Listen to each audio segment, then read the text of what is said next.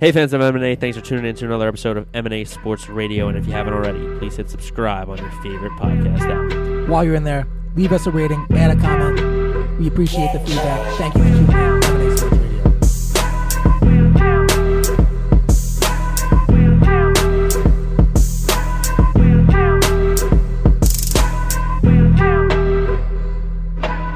On tonight's M&A Sports Sit-Down with the NBA Finals upon us, an historic season for Steph Curry. You see his Golden State Warriors go 73-9. He ends up with another MVP to add to his trophy rack.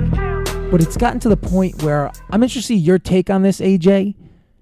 Is there Steph Curry fatigue? I think there was a lot of people who came out of the woodwork when they fell behind 3-1 in that series against Oklahoma City. You saw a lot of Steph Curry hate popping up. Mm-hmm. I mean, it may have been there because he gives off the vibe of being a good guy, but let's face the facts. When you're that great of an athlete, when in that moment you got to be a stone cold killer, and I'm sure he has a bit of an edge from being overlooked his whole career. Mm-hmm. But have you gotten to the point where you're just kind of overhearing about him? I'm not. I think he's a good guy, but I'm sorry. You go ahead. You go ahead first. I just want to give an ode to part of my take and the guys over there, Big Cat and PFT, because they kind of got ahead of the curve. They don't hate Steph Curry, but they started the Steph Curry hate. They don't like the way he chews his mouthpiece, joking around, but obviously they just wanted to start that hot take.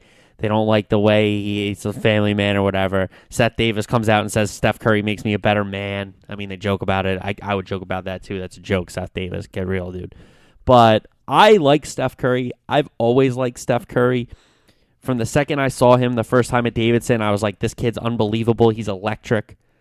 So he's such a deep shooter. He's such a skilled shooter. He's the best shooter we've ever seen. And his game has evolved where he's not just a shooter. He's not just the guy that can chuck it up. He has elite handles. He has an elite layup ability where he can get to the rim and finish with either hand, high off the glass, low off the glass, off the side of the backboard, from underneath the backboard, up and under, stuff like that. So Steph's game is not just being a shooter. I know where we're going to go with this, the whole thing about him being hurt, not hurt. I don't think that came out of the Golden State camp. I really don't. I think that was people just trying to make excuses for him. And it wasn't like he was like, I'm hurt. And it's like, I need to get better.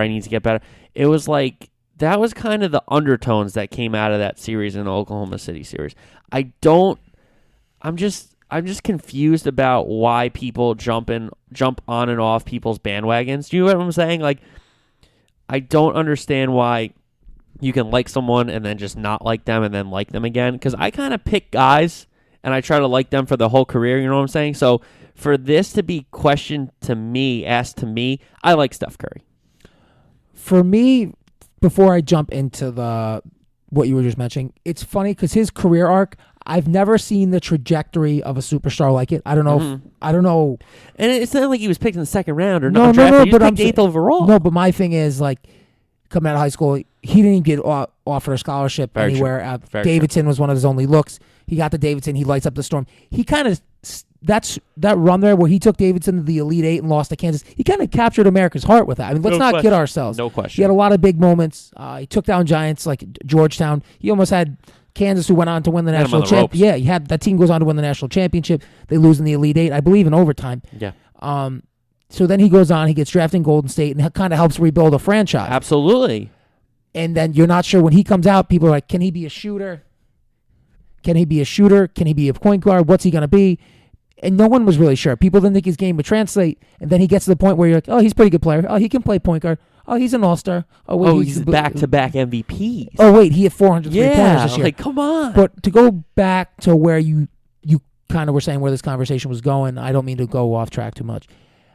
It just bothers me. I'm not a LeBron James fan, but if he's having a bad series, that's all we talk about. Mm-hmm. There's no in between. Mm-hmm. You make fun of me for everything, me being black and white. Why can't we be black and white when it comes to that type of thing? You know what I mean? Where I get it, not every guy's treated the same, but I just think when you're a superstar, you should carry a lot more blame, and as much blame as LeBron carries, I don't think Steph gets that same burden. I think LeBron's more of a target from the standpoint where LeBron says, this is about me. I'm going to Miami. I'm coming back to Cleveland. I'm winning one for the land. But I think At the same time, Steph's the guy who, in overtime in Portland, went, I'm back, scores 17 in the overtime, outscores Portland in overtime, and then he has a couple rough games in Oklahoma City, and the report comes out that he's 70%. Am I being critical to an extent? I think so, but I think there is some validity to that. No, and when you're an elite player, you absolutely are available to be criticized. No question. I agree with you about that. But my point being about LeBron, and I like LeBron, but I think LeBron is two separate animals, in my opinion. On the court, he's an unbelievable player, probably the all-time greatest player. One of the greatest all-time he's players. in that handful, yes. Not the greatest, sorry. One of the greatest players. Top 5, top 10. Yeah. Can't really argue. The numbers are there. You take LeBron off the court and in the press conference, and then he's just an ass. He's just for lack of a better term. I think he's it's clear he's egotistical and into himself. He has. I think I said it last week. He's got Google Alerts for himself. Yeah. And I mean, that thing's got to be pinging off every 5 seconds. So he reads everything, and then he acts like, and not to bring up Barstool again, but this is a Prez point. He acts like when they lose, basketball isn't the biggest thing. I'm here because I love my kids. I'm watching movies. I'm not watching anything. But BS. Yeah. BS. Dude. You're watching the game. Then why are you playing? Exactly. So I just hate how it's coin flipped. Like when they win, it's like, oh yeah, we've been executing. I was pretty good tonight. I was facilitating, but I found my guys and they were open. When they lose, it's like, yeah, my guys around me didn't really support me, and I wasn't that great tonight, but I still tried to get my teammates involved, and it didn't work out for us. It's got to be both ways. It can't be both ways is my point. It's got to be when you win, we played well as a team. I did my job. My other guys did their jobs. I mean, when you lose, it's just got to be like, I didn't do my job tonight. You don't ask me about my teammates. Ask me about my job. Because you can't facilitate blame on teammates. You should be able to build your teammates up when you win and say that, they took care of me tonight, even though you had like 30, 10, and 10. Especially when you're Mr. Northeast Ohio. Exactly. I get that He shtick. plays it both ways too many times. If he just went on the court and dominated and came off the court and just said it was just consistent in the press room, I think it would be a lot different, his perception of America's perception of him. But it's just different. Would you agree there's a double standard, though?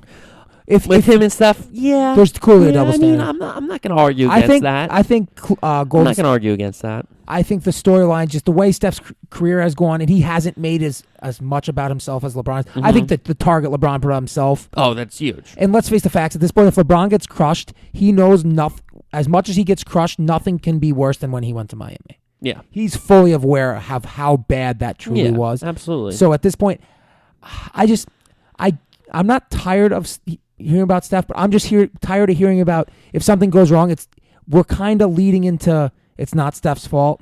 And that's that's kind of like the Durant thing too. No, Durant gets crushed. But Durant shouldn't get crushed, is my point.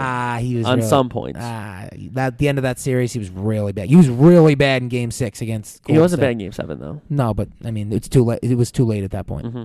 But that's the whole thing about this NBA where it's sports in general, the social media era. You could take a picture of a guy out partying with his teammates, and it could end up being the media picks and chooses when they're going to get on somebody. It's never really fair. No, okay. So if you wanted to look at it that way, I can understand your point of being fatigued of Steph Curry. I know you're not, and I know I'm not, but I could see where people get off on that. I could see it. For sure. That's all we have for you tonight on this M&A Sports Sit Down. Thank you for tuning in, and stay tuned for more coming your way.